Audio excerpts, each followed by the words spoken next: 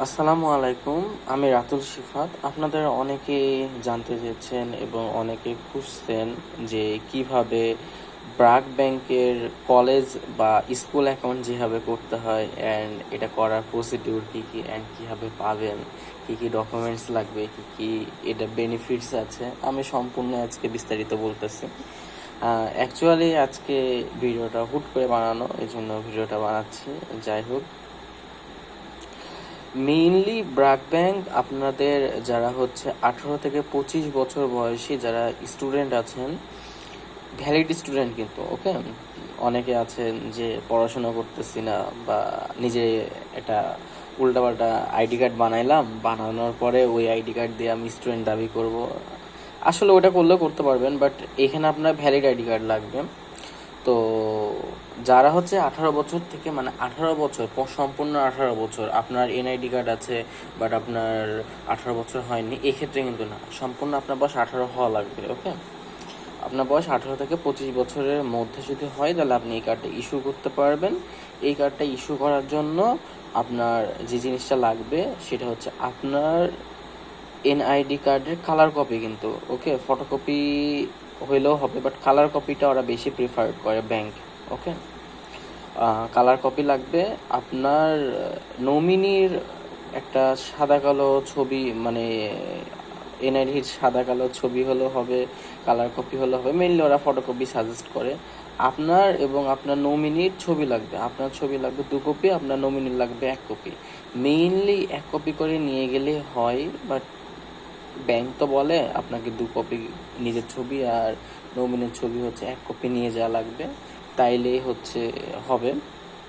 And আপনার হচ্ছে বাসার বিদ্যুৎ বিল বা হচ্ছে পানির বিল, এখন আপনার যদি প্রিপেইড মিটার হয় তাহলে আপনাকে পানির বিল ম্যানেজ করার ব্যবস্থা করতে হবে। এখন অনেকে গ্রাম অঞ্চলে পানির বিল নাই, বাট ওগুলোতে আপনার প্রিপেইড না, ওগুলো পোস্টপেইডেই থাকে। এই হলো ব্যাপার। অ্যান্ড আপনার ফান্ড অফ সোর্স বা আপনার টাকা আয়ের উৎস নিয়ে অনেকে ভয় থাকে, এটা নিয়ে তেমন ওরা ইনকোয়ারি করে না, আপনার দিলেই হবে, সমস্যা নেই। ওরা এগুলো নিয়ে বেশি কথাবার্তা বলে না। অ্যান্ড সবচেয়ে মোস্ট ইম্পর্টেন্ট যে জিনিসটা, মানে এই পর্যন্ত যেগুলো বললাম যে ডকুমেন্টসগুলো লাগবে, এগুলোর সাথে হচ্ছে আপনার স্টুডেন্ট আইডি কার্ড। আপনার স্টুডেন্ট আইডি কার্ডের বয়স থাকা লাগবে। অ্যাকচুয়ালি এখন চলতেছে 2025 সাল, বাট 2024 সালে আপনার এক্সপায়ার হয়ে গেছে বা 1 মাস আগে এক্সপায়ার হয়ে গেছে, এরকম কোনো পেপার বা ডকুমেন্টস হবে না। এখন আপনার স্টুডেন্ট আইডি কার্ড লাগবে। স্টুডেন্ট আইডি কার্ড যদি না থাকে তাহলে আপনার প্রত্যয়নপত্র লাগবে, কলেজ থেকে বা ইউনিভার্সিটি থেকে আপনাকে প্রত্যয়নপত্র নেওয়া লাগবে। অথবা হচ্ছে আপনি ওখানে বিল পেমেন্ট করছেন এরকম কোনো রিসিপ্ট কপি হলেও হবে। অ্যান্ড এই অ্যাকাউন্টটা করার জন্য আপনার ইনিশিয়াল ডিপোজিট ব্যাংক প্রেফার করে 2,000 টাকা। অ্যান্ড ব্যাংক আসলে বলে যে 5,000 টাকা ইনিশিয়াল ডিপোজিট করেন, বাট 2,000 টাকা ইনিশিয়াল ডিপোজিট আপনি করতে পারবেন। আপনি অ্যাকাউন্ট খোলার সঙ্গে সঙ্গে আপনি হচ্ছে ফোন নাম্বার, আপনার অ্যাকাউন্ট নাম্বার কিন্তু পেয়ে যাবেন, ওকে। অ্যান্ড ওই অ্যাকাউন্ট নাম্বার দিয়ে আপনি বিকাশ থেকে হচ্ছে টাকাটা নিতে পারবেন বা আপনার অ্যাকাউন্টে। আপনি ইনিশিয়াল ডিপোজিট যদি মনে করেন যে না, আমি ব্যাংকে যে অ্যাকাউন্ট জাস্ট খুলতেছি, আমি হচ্ছে টাকা জমা দিতে পারবো না, আপনার সমস্যা নাই। আপনি হচ্ছে অ্যাকাউন্ট খুললেন ব্যাংকে, যে ব্যাংকে ওখানে আপনার কাগজপাতি ওরা রেখে দেয়। অ্যান্ড তার পরবর্তীতে হচ্ছে আপনি বিকাশ থেকে টাকা ট্রান্সফার করতে পারবেন। আপনি অন্য ব্যাংক থেকে হচ্ছে এনপিএসবি বা বিইএফটিএন করে নিতে পারবেন, সমস্যা নেই। আপনি জাস্ট অ্যাকাউন্ট নাম্বার দিয়ে দিতে পারবেন। তো ওরা বলে 2,000 টাকা বা 2,000 টাকার উপরে দিতে। এই হলো ব্যাপার। এখন এগুলো সব কিছু হলো। এখন এই ব্র্যাক ব্যাংকের এই মাল্টি কারেন্সি যে কার্ডটা, এই কার্ডটা হচ্ছে আপনার সুবিধা এবং অসুবিধা কি, ওকে। এই কার্ডটা যদি আপনি ইয়ে করেন, যেটাকে বলে আপনি যদি ইস্যু যদি করেন, তাইলে আপনাকে প্রতি বছর আপনাকে 230 টাকা করে দেওয়া লাগবে, ওকে। 230 টাকা করে আপনি দিবেন। এটা হচ্ছে আপনার জাস্ট এই কার্ডের হচ্ছে চার্জ, এছাড়া আপনার কোনো চার্জ নাই। আপনার অন্য কোনো চার্জ, যেমন হচ্ছে আপনার SMS অ্যালার্ট চার্জ, ব্যাংকের অ্যাকাউন্ট ম্যানেজমেন্ট চার্জ, এগুলো দেওয়া লাগবে না। এগুলো হচ্ছে আপনার জন্য সম্পূর্ণ ফ্রি। ব্র্যাক ব্যাংকের আরেকটা সবচেয়ে মজার বিষয় যেটা লাগছে আমার, সেটা হচ্ছে এই ব্যাংক থেকে অন্য ব্যাংকে আমি যে টাকা ট্রান্সফার যদি করি, হ্যাঁ, আপনার এনপিএসবিতে যে টাকা ট্রান্সফার করি 1.2% করে ভ্যাট কাটে। ওকে, মানে আপনি যদি 1,000 টাকা পাঠান, আপনি 12 টাকা 50 পয়সার মতন আপনাকে ভ্যাট দেওয়া লাগবে বা আপনাকে খরচ দেওয়া লাগবে। ওকে, এনপিএসবি হচ্ছে আপনি ইনস্ট্যান্ট টাকা ট্রান্সফার করার বিষয়টা আপনাকে হচ্ছে দেওয়া লাগবে। অ্যান্ড আপনি যখন আরজিটিএস করবেন, আরজিটিএসও আপনাকে কোনো টাকা দেওয়া লাগবে না, মানে 1 লাখ টাকার উপর আপনি যখন টাকা ট্রান্সফার করবেন আপনাকে কোনো টাকা দেওয়া লাগবে না। মেইনলি আদার্স ব্যাংক 100 টাকা করে নেয়, কিছু কিছু ব্যাংক, সরকারি ব্যাংকও আপনাকে 100 টাকা করে নেবে। অ্যান্ড এই হলো বিষয়। অ্যান্ড এই ব্যাংক আপনি যখন এই কার্ডটা যখন ইস্যু করবেন, ইস্যু করার পর আপনি কিছু কিছু ইয়েতে আপনাকে একটা কুপন দিয়ে দিবে। কুপন দিয়ে আপনি 25% পর্যন্ত আপনি ডিসকাউন্ট পাবেন। এখন আপাতত কুপন নাই, এই জন্য দিতে পারতেছি না। এই হলো বিষয়। এই ব্যাংকের একটা মজার বিষয় আছে যে আপনার যে কার্ডটা ইস্যু করবেন, এই কার্ডের নিচে আসলে লিখছে হচ্ছে প্লাটিনাম। এই প্লাটিনামের আসলে কাজটাকে আমি বলি। এই প্লাটিনামের জন্য আপনি ব্র্যাক ব্যাংকের এটিএম বুথ থেকে আপনি একদিনে 4 লাখ টাকা পর্যন্ত আপনি উইথড্র করতে পারবেন। একদিনে 4 লাখ টাকা পর্যন্ত উইথড্র করতে পারবেন। ওকে, অ্যান্ড এছাড়া মনে করেন যে আপনি তো যখন এই ব্যাংকের অ্যাকাউন্ট ইস্যু করবেন, ইস্যু করার সময় আপনি ইস্যু করার পর যখন অ্যাকাউন্টটা যখন অ্যাক্টিভ হয়ে যাবে, অ্যান্ড অ্যাক্টিভ করার পরে আপনি এমন হবে যে আপনার চেক ইস্যু করা লাগতে পারে। ওকে, বা আপনি মনে করেন যে 10 লাখ টাকা উত্তোলন করবেন, ঢুকাইছেন, উত্তোলন করবেন। ওকে, তো চেক দিয়ে তো আপনাকে তুলতে হবে, চেক দিয়ে আপনি তুলতে পারবেন, সমস্যা নেই। এই হলো বিষয়। অ্যান্ড আরেকটা বড় কথা বলি, এই ব্যাংকের যে মাল্টি কারেন্সি ডেবিট কার্ড যেটা বলতেছি, এটা এন্ডোর্সমেন্ট করতে কোনো টাকা পয়সা লাগে না। ম্যাক্সিমাম ব্যাংকের এখন লাগতেছে না, কোনো কোনো ব্যাংকের লাগতেছে জানি। অ্যান্ড আপনার এই ব্যাংকের যে একটা ফি আছে, আপনি যখন মাল্টি কারেন্সি হিসেবে যখন আপনি ইউজ করবেন, তখন আপনার একটা ফি আছে। ফ্রিটা হচ্ছে আপনার কিছু কিছু ওয়েবসাইট যেমন ফেসবুকে, নেটফ্লিক্সে, এগুলোতে আপনি যখন পেমেন্ট করবেন, পেমেন্ট করার পরে আপনার একটা ভ্যাট কাটবে। মেবি প্রতি মাসে 23 তারিখে একটা করে ভ্যাট কাটে। এটা গভর্নমেন্ট আসলে নির্ধারণ করে দেয়, এখানে আপনার কিছু করার নাই, আমারও কোনো কিছু করার নাই।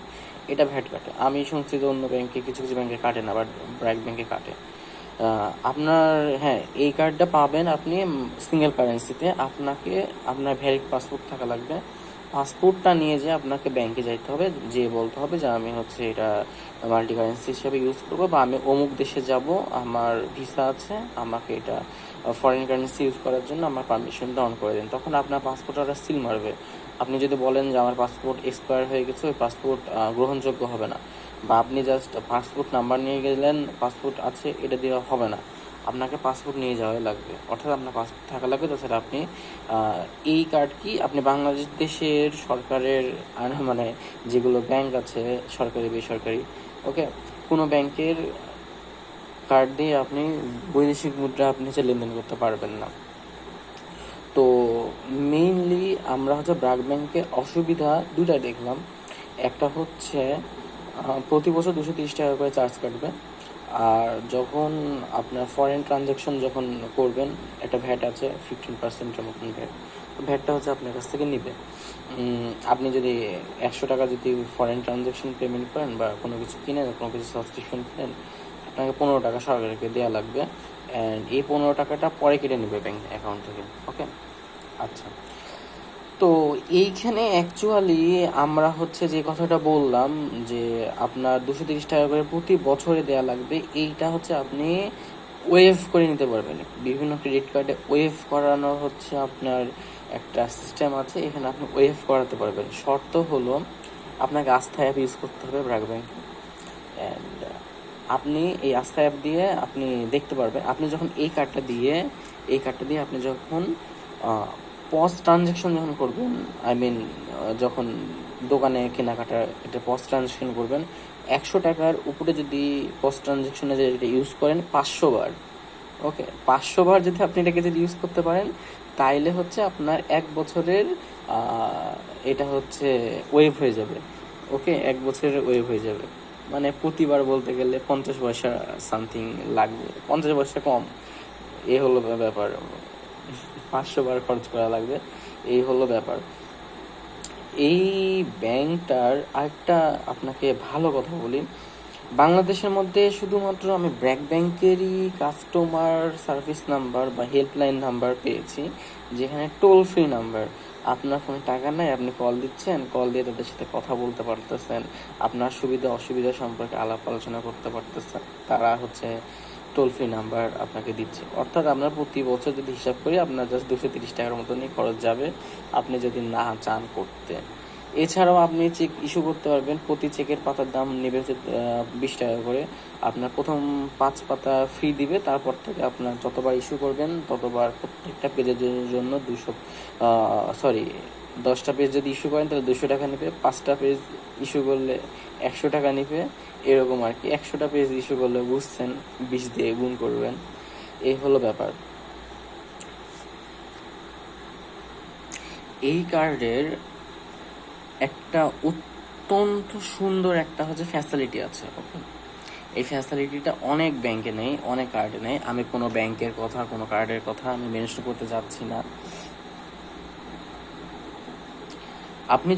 আপনি মনে করেন যে আপনি বিদেশে আছেন, ওকে, আপনি বাইরের দেশে আছেন, আপনি মনে করেন যে ওইখানে এই কার্ডটাকে হচ্ছে আপনি ফরেন ট্রানজ্যাকশন আপনি ইউজ করবেন, তখন তো আপনি মনে করেন যে বিদেশে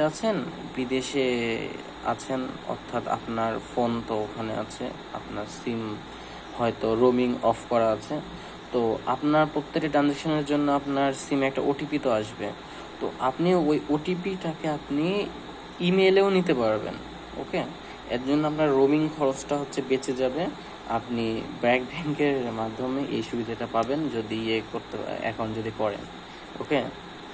এছাড়াও এই ব্যাংকে আপনি যত টাকা রাখবেন তার উপর একটা ইন্টারেস্ট জারি করে, কত পার্সেন্ট জারি করে আমি ঠিক জানি না, এটা নিয়ে আমার নিজেরও ইন্টারেস্ট নাই তো, বাট দেখি যে ইন্টারেস্ট হচ্ছে আসে। আপনি চাইলে এটা বন্ধ করতে পারবেন, বাট আপনাকে এটার জন্য হচ্ছে ব্যাংকে কথাবার্তা বলা লাগবে।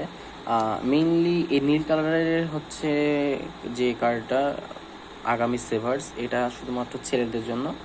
আর তারা সেভার্স নামে আছে, ওটা একটু পার্পল কালার টাইপের, মোস্ট প্রবাবলি আই থিঙ্ক ওইরকম, আমি ঠিক জানি না। তো ওই কার্ডটা হচ্ছে মেয়েদের জন্য। আপনার এই কার্ডটা দিয়ে আপনি ভিসা নেটওয়ার্কে যে কোনো এটিএম বুথ থেকে টাকা তুলতে পারবেন বাংলাদেশের মধ্যে। বাংলাদেশের বাইরে যদি করতে চান তাহলে পাসপোর্ট এন্ডোর্সমেন্ট করা লাগবে, অ্যান্ড কিছু ফি থাকবে। আপনার বাংলাদেশের মধ্যে যে কোনো মানে ব্র্যাক ব্যাংক ব্যতীত অন্য ব্যাংকের এটিএম বুথ থেকে টাকা উইথড্র করলে 30 টাকা থেকে 40 টাকার মতো চার্জ করতে পারে, ওকে। আমার যেটা মনে হয় যে আপনার যদি বিকাশ থাকে তাহলে আপনি, বা নগদ থাকে, আপনি ব্র্যাক ব্যাংক থেকে ডিরেক্টলি আপনি বিকাশ বা নগদে ট্রান্সফার করলেন। আপনার যদি 1000 টাকার মতন যদি আপনি যদি তুলতে চান, বা 500 টাকার মতো যদি তুলতে যদি চান, তাহলে সেখান থেকে আপনি ওখানে ট্রান্সফার করতে তো আপনার তো কোনো টাকা তো লাগতেছে না, আপনি ফ্রিতে ট্রান্সফার করতে পারতেছেন, দোকান থেকে আপনি উইথড্র করে নিতে পারতেছেন। এইটা হচ্ছে একটু অন্যরকম আইডিয়া আর কি। এটার মাধ্যমে আপনার যদি মনে হয় যে আমি 30,000, 40,000, 50,000 টাকা আমি উইথড্র করবো, সেক্ষেত্রে আপনি ডিরেক্টলি কার্ডটা দিয়ে আপনি পেমেন্ট করতে পারেন। আপনার 40 টাকা গেল, সমস্যা কি, আপনি 50,000 টাকার মতো উইথড্র করতে পারতেছেন। তো এই হলো মেইনলি হচ্ছে ব্র্যাক ব্যাংকের আগামী সেভার্স বা স্টুডেন্ট অ্যাকাউন্ট সম্পর্কে কিছু আলোচনা। আপনাদের যদি কোনো কিছু জানার থাকে কমেন্টে বলবেন, আমাকে জানাবেন, আমি উত্তর দেওয়ার চেষ্টা করব। এছাড়াও আমার ফেসবুক আইডি দিয়ে রাখলাম, ফেসবুক আইডিতে আপনারা নক দেবেন, আমি রিপ্লাই দেবো ইনশাআল্লাহ।